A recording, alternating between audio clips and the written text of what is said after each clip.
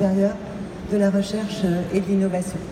J'ai profité de ce petit temps que nous avons à passer ensemble pour vous dire comment je vois l'innovation et pourquoi pour moi l'enseignement supérieur, la recherche et l'innovation sont trois choses qui sont intimement liées. L'innovation, je suis convaincue que c'est la capacité à faire un pas de côté. Et c'est ce que j'ai eu l'occasion de faire dans ma vie lorsque pour la première fois j'ai pris une responsabilité, celle de diriger une faculté des sciences et que je me suis dit qu'est-ce que je peux faire finalement pour que cette fac de sciences sorte un petit peu de son train-train. Et puis c'était à Nice et à côté de Nice il y a Grasse. Et je me suis dit finalement, on a de très bons chimistes à l'université, comment est-ce qu'on fait pour faire travailler ces chimistes avec l'industrie du parfum, puisque les arômes, les parfums, c'était une des spécialités. C'est comme ça qu'on a commencé à petite échelle à créer un écosystème très particulier avec la ville de Grasse, avec le département et le laboratoire de chimie de l'université, et que nous avons décidé en commun avec les entreprises grassoises de créer une plateforme technologique que nous avons cofinancée en partenariat public-privé. Nous avons installé un incubateur et où nous avons installé des formations de master qui ont permis aux étudiants d'utiliser le meilleur de la technologie en termes de chimie, de pouvoir créer leur société à l'issue de leurs études et où les entrepreneurs, les PME, trouvaient de l'expertise, de la capacité à innover dans leur environnement. L'innovation, c'est aussi la prise de risque. Et c'est pour ça que quelques années plus tard, j'ai décidé de me présenter à la présidence de toute l'université, toutes les facultés de l'université Nice-Sophia Antipolis, avec un projet très clair qui était de dire toutes nos facultés sont en capacité de rayonner,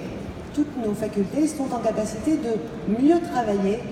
avec le monde de l'entreprise et nous devons faire des universités finalement les usines du 19e siècle, celles autour desquelles tout tourne. C'est donc le projet que j'ai porté auprès de la communauté universitaire parce que je suis convaincue que les défis de demain sont des défis qui ne peuvent pas s'appréhender par une seule discipline, mais qu'à chaque fois c'est le meilleur de chaque discipline qui doit être convoqué pour regarder l'objet qu'est ce défi et pour savoir ce que chaque discipline peut y apporter pour qu'au final, on construise une solution. Ça veut dire que l'innovation, pour moi aussi, c'est la capacité à se rencontrer, à se parler. Et c'est pour ça que des manifestations comme celle organisée aujourd'hui sont évidemment essentielles. Et c'est pour ça qu'évidemment, au sein du gouvernement, je travaille à ce qu'il se crée de véritables écosystèmes de l'innovation dans lesquels on a des laboratoires académiques, des chercheurs, des étudiants, des experts, des ingénieurs, des managers, des entreprises, des startups qui se côtoient, qui se parlent autour de la fameuse machine à café qui est évidemment au cœur de toute l'innovation. Et puis, l'université Nice-Sophia Antipolis, c'est une université de un peu moins de 30 000 étudiants qui n'était pas complètement visible sur la carte de France des universités. Et là, de nouveau, une prise de risque. Pourquoi ne pas tenter de faire de cette université une université d'excellence avec comme particularité sa capacité à travailler avec le monde de l'entreprise. C'est donc ce que nous avons porté comme projet. Et ça signifie que ça a été beaucoup de rencontres, beaucoup de discussions, beaucoup de connaissances du monde de l'entreprise, de ses attentes. Et c'est là que je me suis rendu compte que finalement, enseignement supérieur, recherche et innovation, c'était des choses qui fonctionnaient ensemble. Lorsque vous rencontrez des grands groupes qui souhaitent installer des filiales à l'international, c'est très important en tant qu'université de leur faire bénéficier du réseau des universités mondiales et donc de leur permettre de trouver sur place des cadres qui vont avoir une formation qui correspond à leurs souhaits. Mais dans Startup, il y a Start, bien sûr, et c'est très important d'accompagner le démarrage. Et puis il y a Up, et comment on grandit, comment on va tout de suite à l'international. Et ça aussi, cette connaissance des marchés, c'est évidemment quelque chose qui doit se travailler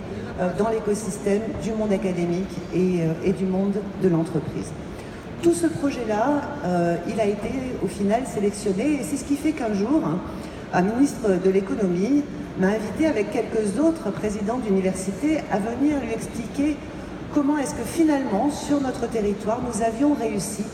à mettre en place de la façon la plus fluide possible ce qu'on appelle la chaîne de l'innovation.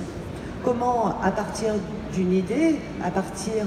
d'une connaissance qui a été créée parce qu'on recherchait de nouvelles connaissances, eh bien, ce pas de côté nous permet d'accompagner cette idée vers, finalement, son marché. Comment ça se faisait avec, bien sûr, les sciences et technologies, bien sûr, la technique, mais comment ça se faisait aussi en embarquant toutes les sciences humaines et sociales. Parce que la question de l'usage des innovations va être aussi une question essentielle. Et puis, je ne sais pas si c'est la suite de ce déjeuner, mais en tout cas, quelques mois plus tard, eh bien, j'ai eu la chance d'être nommée ministre de ce gouvernement en charge de l'enseignement supérieur, de la recherche et de l'innovation. Depuis un petit peu plus de 16 mois maintenant, mon ambition, c'est de faire en sorte que, enfin, nous soyons en capacité de nous appuyer sur ces 3 piliers. C'est pour ça qu'avec Bruno Le Maire, nous avons porté la loi Pacte, qui va simplifier les choses et faire qu'on peut être aujourd'hui un chercheur dans un laboratoire académique, mais aussi un start-upper, mais aussi un expert, un conseiller auprès d'un grand groupe. C'est pour ça que nous avons travaillé pour libérer l'enseignement supérieur et faire en sorte que la formation initiale, la formation continue, la formation tout au long de la vie soit aussi au service de l'économie, au service de ces métiers de demain que nous ne connaissons pas quand on est simplement dans le monde académique, mais que les entreprises peuvent nous aider à mieux identifier parce qu'elles sont capables de se projeter. Et donc, tout l'objectif de ce que nous avons continué à supporter, comme ILAB, comme la capacité d'avoir des bourses CIFRE, mais aussi tout ce que nous avons créé avec BPI France pour soutenir la Deep Tech, pour faire en sorte qu'il n'y ait plus ce trou dans cette chaîne de l'innovation dans notre pays, pour supporter l'enthousiasme, supporter la créativité, faire en sorte que les idées ne se heurtent pas à des frontières administratives, en simplifiant par exemple les conventions entre le monde académique et le monde de l'entreprise, en faisant en sorte qu'il y ait vraiment un mandataire unique qui soit capable de répondre en quelques mois. Comment finalement faire écho entre le monde académique et le monde de l'entreprise. C'est tout l'objectif de ce gouvernement et je dois dire que nous sentons que les choses bougent depuis plusieurs mois et que je suis sûre que l'année prochaine, vous serez encore plus nombreux à répondre à l'invitation de la BPI. Merci à tous.